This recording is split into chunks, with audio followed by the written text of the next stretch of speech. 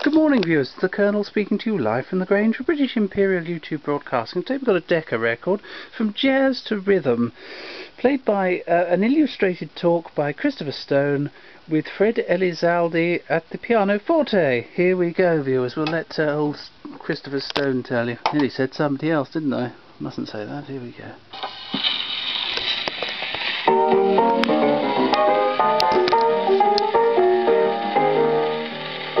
Possibly you've noticed that in style our modern dance music is never quite the same from one day to another, but has fashions, which are not only as numerous as those of ladies' hats, but change almost as frequently.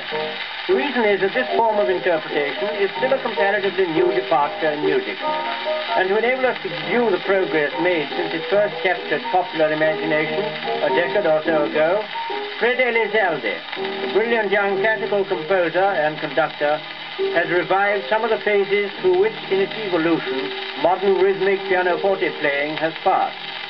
Starting from the early days of 1920, one finds the style then consisted mainly of excessive syncopation in the right hand, the left hand taking a relatively minor part in the proceedings. This is how Rosie, Make It Rosie for Me, a tune popular in those days, might then have been played.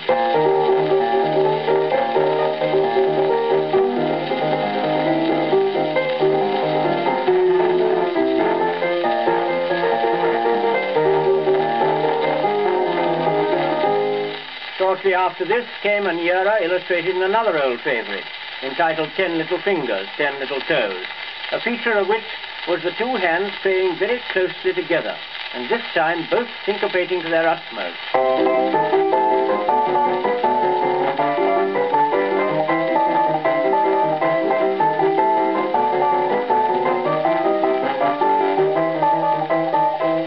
The next development brings us to what might be called the pianola period.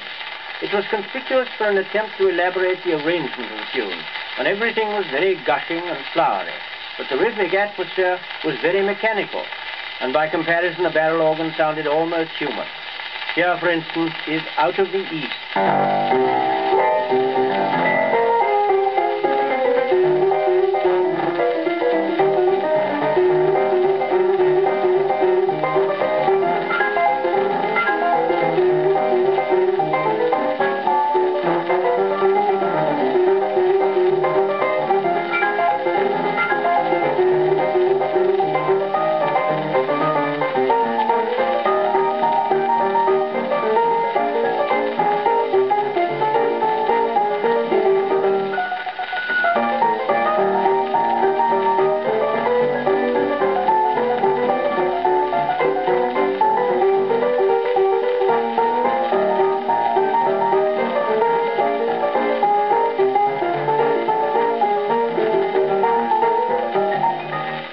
In 1924 was conspicuous for the amount of notes that flew about, and the more that could be crammed into a bar, the better the jazz was considered to be. Listen, for instance, to Toot Toot Tootsie Goodbye.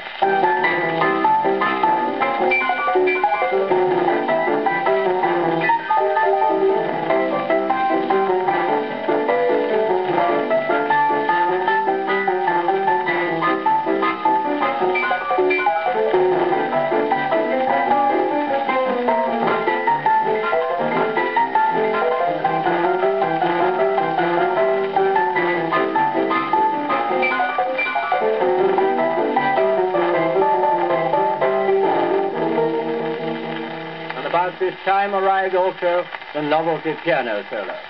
Most of these followed the current fashion of the maximum of notes in the minimum of time, and exponents capable of covering the ground at the required pace enjoyed a popularity beyond their wildest dreams.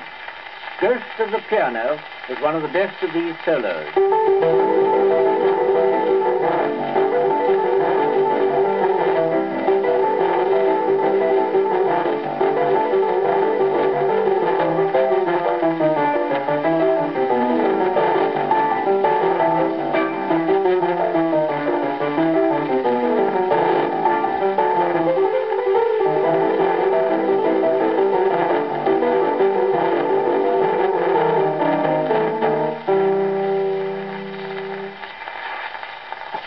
Right, viewers, on to side 2, so you can continue with the illustration of jazz.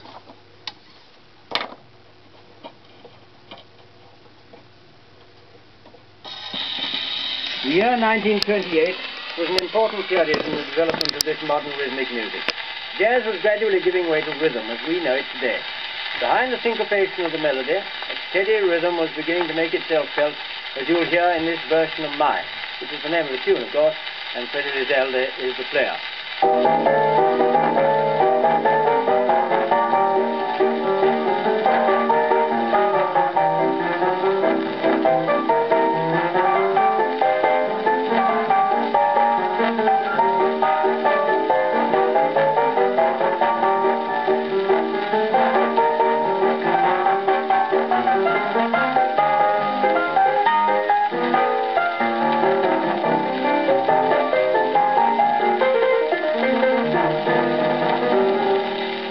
Before another year had passed, this fundamental rhythm was playing an even more important part in the proceedings.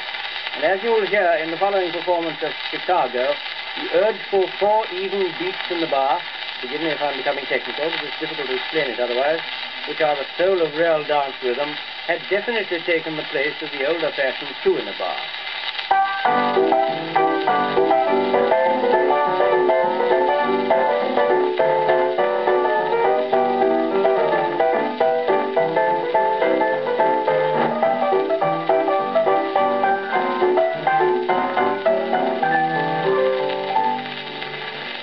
We've now reached the present day. The polka-like syncopations with their jumpy, jazzy idioms have vanished, and in their place is a form of rhythm which tells its own story. Listen to it in this modernized version of I Can't Give You Anything But Love, Baby.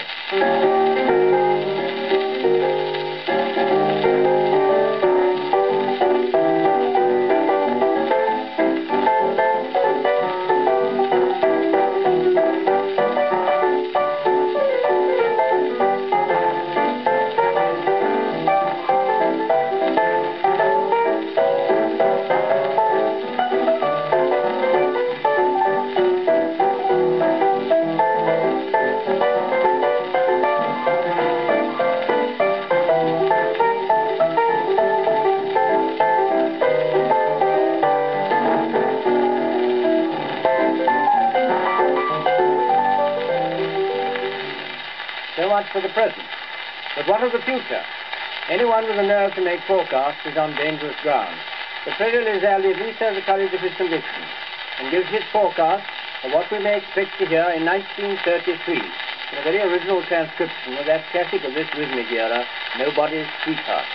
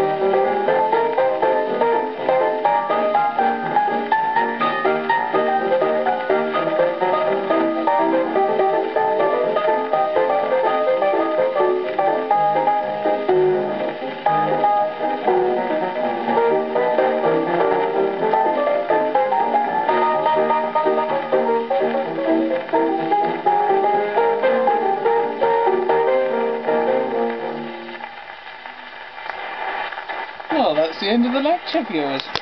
Hope you enjoyed it. I certainly did, and I don't like jazz very much. Thank you, viewers, and goodbye.